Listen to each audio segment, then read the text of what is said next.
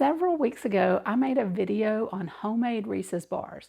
It's a recipe that I've made for several years, but it reminded me I've had several recipes pinned for other homemade candy bar versions, and I thought, why have I not made these yet?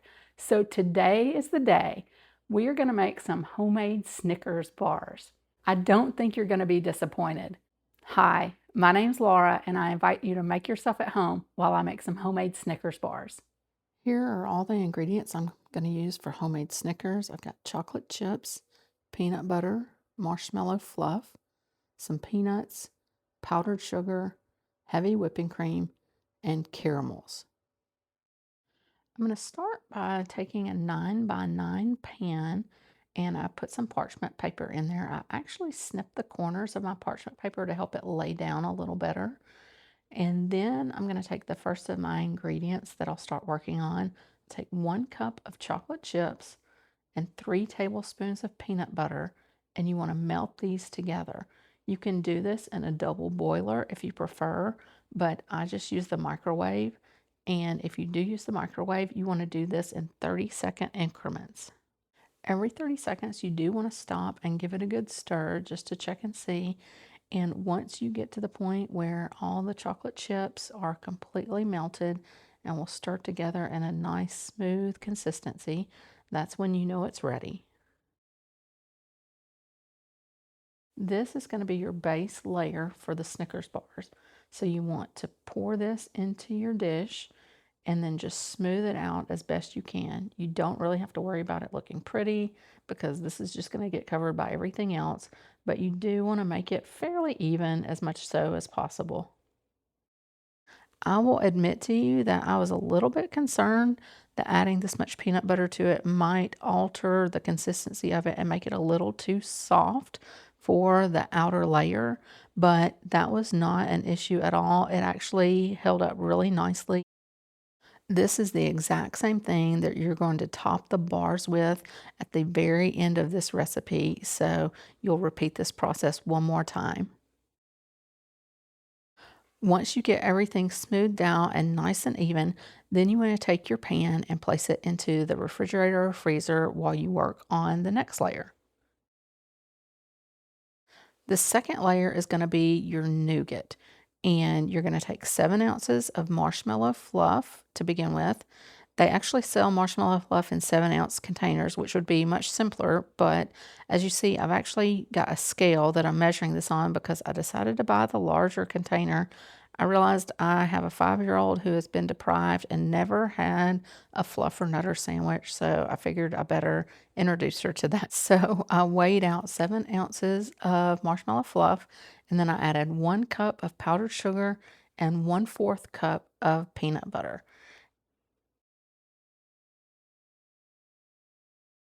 At this point, you just want to get in there and stir everything together. It did take a couple minutes to bring everything together nice and consistent, and I'll freely admit it did take just a little bit of elbow grease, but it's not too much of a problem. About halfway through, you'll start to notice the little amber brown color from the peanut butter. You'll get little flecks of that color, but just keep going until the color becomes nice and consistent all the way through. Once this nougat is completely mixed together, you'll then get your pan out of the refrigerator or freezer and you'll spread this on top of the chocolate base layer. Originally, I thought this might be very sticky to work with, and so I had some cooking spray handy to put on my fingertips. However, it was actually quite easy to work with. I think there's something about the powdered sugar that's mixed in that changes the consistency of it, and this was just extraordinarily easy to stretch and mold exactly how I wanted it to be. And as you see, I'm working on getting it completely to the edges. I'm taking just a bit of extra time with this because in just a moment we'll add a caramel layer on top of this and it's going to be hot and I don't want the caramel to ooze down on the edges. I want my layers nice and distinct.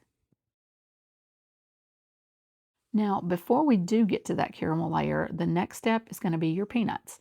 You want 3/4 cup of peanuts. Now, you can use unsalted, lightly salted, fully salted. It really doesn't matter. That's up to your personal preference. And you can go whole with your peanuts. You can give them a light chop, or you can chop them just as fine as you want. There again, it's completely up to you how you want your peanuts. I opted for lightly salted peanuts and I did a fairly fine chop. I just thought we would enjoy the consistency of it better. But once you get your peanuts however you like them, then you want to spread them on top of that nougat. You want to just spread it out nice and even as with every layer. And then just take your fingertips or your hands and just gently press them down into the nougat. Now, this is the one step of the process where you don't necessarily have to refrigerate your pan while you're working on the next layer. You can leave it on your counter if you want to, and I've moved on to the caramel. So I took an 11-ounce bag of caramels and I have put these over a double boiler, and you add a 1/4 cup of heavy cream to that, and you just want to hang out there with it every so often. You don't have to stand over it the entire time, but you do want to come back and check it every 2 or 3 minutes. Once everything gets melted nice and smooth, and you can see when you stir it that you don't have any more lumps, you're ready to pour this on top of the nougat and peanut mixture. Now, I will make a couple of suggestions at this point. Because you have been working over a double boiler, you want to be extra careful to make sure your bowl is not too hot to handle before you pick it up. And then the other thing I would suggest is grabbing a towel and wiping the exterior of the bowl down. You're going to have some moisture on it, and you really don't want that to get into the dessert, and especially the caramel mixture that you're pouring on at this point. So just give that a good wipe down and make sure to get all of that dried off. And I'm sure you know the drill by now, but you just want to take the spatula and get that nice and spread out and get everything nice and even as you have with all the other layers. You do want to work with this caramel fairly quickly because it's going to start to set up, but it is pretty easy to work with if you do that as soon as it comes out of the double boiler. You'll also notice on this layer, I'm trying to be careful to get to all of the edges, just for the same reason I did with the nougat, because you're going to come in on top of this with another chocolate layer, and it's going to be hot, and just to keep the layers nice and distinct, and it keeps the next layers from melting down into the sides of the pan. Once you complete this layer, you want to take your pan and put it back into the refrigerator or freezer to let it set up. And you actually need to let it set for about 20 to 30 minutes at this point. So you probably need to hold off for just a little bit before you start the final layer. But the final layer is exactly like the bottom layer. You want 1 cup of chocolate chips and 3 tablespoons of peanut butter, once again, in 30-second bursts in the microwave. And I use semi-sweet chocolate chips, but you could use whatever you like. I think a dark chocolate would be phenomenal with this. I also think milk chocolate would be good. You could even take a chocolate bar, maybe some nicer quality chocolate, if that's your preference, and cut it up and melt it. But whatever chocolate you use, just get it melted down and pour it over your caramel mixture, and then you just want to spread it out nice and evenly. I do take just a little extra time with this top layer, and once I get everything spread out, I take my spatula and I just run it back and forth and get a nice pretty swirl just to make it look a little nicer on top. And once you get this top layer completed, you do want to put it back in the refrigerator freezer and let everything set up once again. And I ended up leaving it in for a couple hours just because that was when we were waiting to eat it. But I think you could cut it a little sooner than that. But 2 hours was great, and it was really easy to pull these out of the pan, as you see, and the parchment paper just peels right back. And then I took a nice knife and just cut into them. And this was super easy to do. I did warm my knife up. I ran it under hot water and then dried it really good before I cut into the bars. I'm not even sure that that was necessary though, because these cut really nice and clean. Now, I am here to tell you that these are phenomenal. They are so delicious. They taste just like a Snickers. Now, the one difference that I will tell you is these are richer than your average Snickers bar. So have a cup of coffee close by or a cup of milk if that's your thing.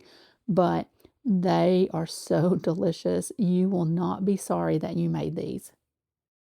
And as you see from this shot, they are beautiful as well. Just look at those layers and how lovely they are. This is such a fun dessert and it's so delicious. I hope you'll make this. I think your family would love it. Thank you so much for watching. I really appreciate it.